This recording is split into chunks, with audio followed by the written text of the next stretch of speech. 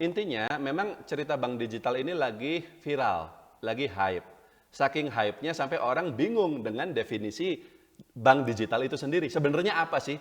Pokoknya rame aja lah. Dan mendadak saham bank-bank yang kecil semuanya jadi bank digital. Semua. Kan yang lagi terbang itu kan Arto. Tapi tiba-tiba saham Baca, PNBS, saham BTG, BGTG, pokoknya bank-bank kecil yang dulunya gocap karena ada cerita bank digital itu semuanya pada terbang. Tapi ketika kita bertanya pada diri kita sendiri, sebenarnya bank digital itu apa sih? Nggak ngerti. Apa bedanya dengan bank yang sekarang udah ada? Nggak ada. Tapi saya jelaskan. Jadi awal mula cerita bank digital ini adalah ketika otoritas jasa keuangan menerbitkan satu peraturan yang menyebutkan bahwa bank atau lembaga keuangan tertentu itu tidak perlu lagi membuka kantor cabang terlalu banyak, tapi bisa bikin aplikasi saja untuk menyalurkan layanan perbankannya. Kalau dulu namanya bank itu memang harus punya kantor cabang sekian. Selain kantor pusat di mana gitu ya. Kantor pusatnya ya pasti di Jakarta lah. Terus kantor cabangnya misalnya di mana di ruko-ruko banyak seperti itu. Lalu mesin jaringan ATM-nya juga harus ada banyak seperti itu. Sekarang Pak David tahu kan misalnya contohnya Kredivo. Kredivo yang suka ngasih pinjaman-pinjaman online itu pinjol. Sekarang ini kan pinjol banyak sekali. Pinjol ini kan sama seperti bank sebenarnya. Dia ngasih pinjaman ke orang. Bank ngapain? Nggak sama ngasih pinjaman ke orang. Pinjol ini kantornya di mana? Nggak ada. Semuanya serba aplikasi saja.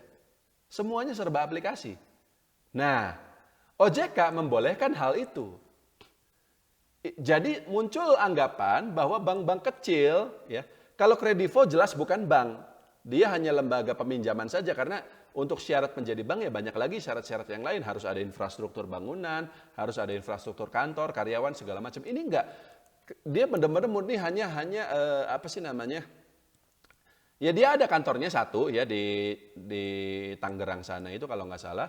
Tapi segala macam operasionalnya itu hanya melalui aplikasinya saja gitu. Orang nggak pernah saling ketemu, nggak pernah ke ATM, nggak pernah ke kantor, seterusnya.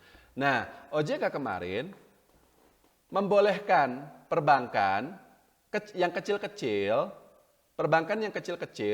karena kalau secara permodalan jelas, Baca, BGTG, kemudian BEK, segala macam yang bank-bank yang kecil yang kantornya sendiri kita nggak tahu ada di mana, jelas mereka tidak akan bisa bersaing dengan Bank BCA, dengan Bank BRI, karena untuk membangun satu kantor cabang saja di pinggir jalan besar, di pusat kota, itu kan bisa butuh modal sampai ratusan miliar rupiah. Tapi karena aturan OJK bilang, bank-bank kecil ini nggak usah bikin kayak gitu-gitu lagi, nggak usah bikin kantor cabang, cukup bikin aplikasi saja, cukup bikin segala sesuatunya serba digital, lalu bisa mereka kemudian memperluas jaringan perbankannya, jaringan layanan perbankannya. Jadi nggak usah bikin kantor cabang, nggak usah bikin mesin ATM, tapi bisa berekspansi. Itulah asal mula cerita bank digital. Gitu. Jadi itulah yang kemudian kenapa semua bank kecil dianggap diuntungkan oleh isu bank digital ini. Karena posisi mereka berdasarkan peraturan dari OJK tadi, sekarang bisa bersaing dengan bank-bank yang lebih besar. Bank yang lebih besar ini bukannya tidak digital, mereka digital juga. Tapi selain digital, infrastruktur fisiknya juga sangat kuat. Namanya BCA, itu kan ATM-nya ada di mana-mana. Kantor cabangnya juga sama ada di mana-mana. Jaringan digitalnya, jaringan online-nya juga sama sangat kuat. Nah, untuk bank-bank kecil ini mereka cukup istilahnya ekspansinya di online-nya saja, di layanan online-nya saja. Mereka nggak perlu lagi bikin kantor cabang dan seterusnya. Itu loh awal mulanya yang bikin kemudian bikin saham-saham bank-bank kecil-kecil ini ya, Arto segala macam pada terbang semua karena ada isu seperti itu. Nah, tapi balik lagi, sebenarnya yang saya pikirkan tuh begini, apakah bikin aplikasi segampang itu? Apakah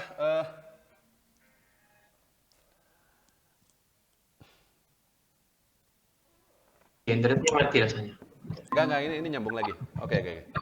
Apakah istilahnya ketika kita bikin bikin apa sih namanya aplikasi segampang itu untuk untuk menjaring orang, untuk mendownload aplikasi kita di internet, apakah segampang itu? Enggak, Pak. Gojek itu juga sama, digital. Dia nggak punya kantor cabang atau apapun. Fokusnya ya ke aplikasi. Tapi berapa banyak duit yang dia bakar untuk bikin aplikasi itu sebelum akhirnya sekarang menguntungkan? Triliunan, Pak. Jadi sebenarnya untuk bikin aplikasi itu tidak lebih murah dibanding bikin kantor cabang. Sama saja sebenarnya. Tokopedia, kantornya kan cuma satu di Semanggi sana. Tapi apakah selama ini dia nggak bakar duit untuk iklan segala macam? Bakar, Pak. Dan triliunan juga gitu. Artinya kebijakan OJK ini tidak serta-merta bikin bank-bank yang kecil itu akan cuan. Enggak. Sayangnya harus saya katakan demikian. Kenapa sahamnya tetap naik? Ya euforia saja. Sama kayak kemarin Antam ada cerita nikel terbang. Cerita vaksin, KF, INAF terbang. Ujung-ujungnya turun lagi. Kalau kita nggak akan beli saham-saham seperti itu karena kita sudah hafal bahwa cerita-cerita seperti itu hanya sementara saja dan karena fundamental perusahaannya tidak mendukung, ya eventually dia akan turun lagi. Baca saham bank kapital ya, baca juga sayangnya harus saya katakan sama. Kinerja dia meskipun tadi Pak mana itu coba lihat di sini. Pak David bilang bahwa kinerjanya ada perbaikan ya. Kalau dibilang ada perbaikan, prospeknya bagus, ya perusahaan manapun juga sama seperti itu. Tapi kalau kita lihat kinerjanya di masa lalu, ya enggak bagus-bagus banget ya. Kalau untuk Arto itu memang ada cerita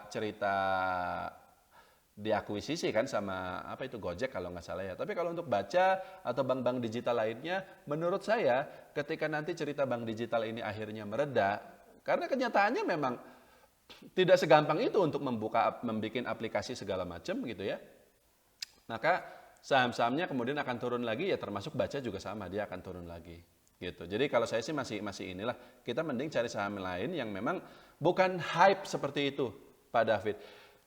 Kalau sekarang betul memang ada hype seperti itu ya dan nanti saya kasih tahu ya setelah nanti cerita bank digital ini nanti pasti akan ada cerita apa lagi gitu yang bikin saham-saham di sektor itu naik lagi gitu pasti itu. Tapi kita nggak tahu kapan. Biasanya kita tahunya ketika saham-saham di sektor tersebut sudah terbang duluan. Jadinya kita belinya di harga atas. Kalau istilahnya itu kita disuruh cuci piring gitu loh. Ngerti nggak? Jadi ada orang lain udah beli di harga bawah, kita malah beli di harga atas. Bukan tidak mungkin ketika kita beli dia masih lanjut naik loh. Bisa aja. Kan terserah bandar, ya nggak? Namanya sejak awal saham gorengan. Tapi kalau kayak gitu kan bukan investasi namanya. Itu murni spekulasi saja. Ceritanya bisa dibuat-buat. Meskipun ceritanya sangat-sangat tidak masuk akal, seperti terkait nikel sama Antam sama Inco, Antam jelas-jelas itu perusahaan emas, bukan nikel. Dan sebenarnya bahan bakunya litium itu ya litium, bukan nikel gitu. Dan belum tentu juga Tesla bikin pabrik di sini. Nyatanya dia malah jadinya di India. Iya kan? Jadi Elon Musk itu kayak ngerjain kita gitu loh, seperti itu. Ya nyatanya sahamnya tetap naik. Tapi ya sekarang turun lagi. Saya pikir untuk cerita saham-saham bank digital ini juga eventually akan sama seperti itu. Kurang lebih seperti itu Pak David. Oke? Iya. Ya, Ya, terima kasih Pak. ya mari.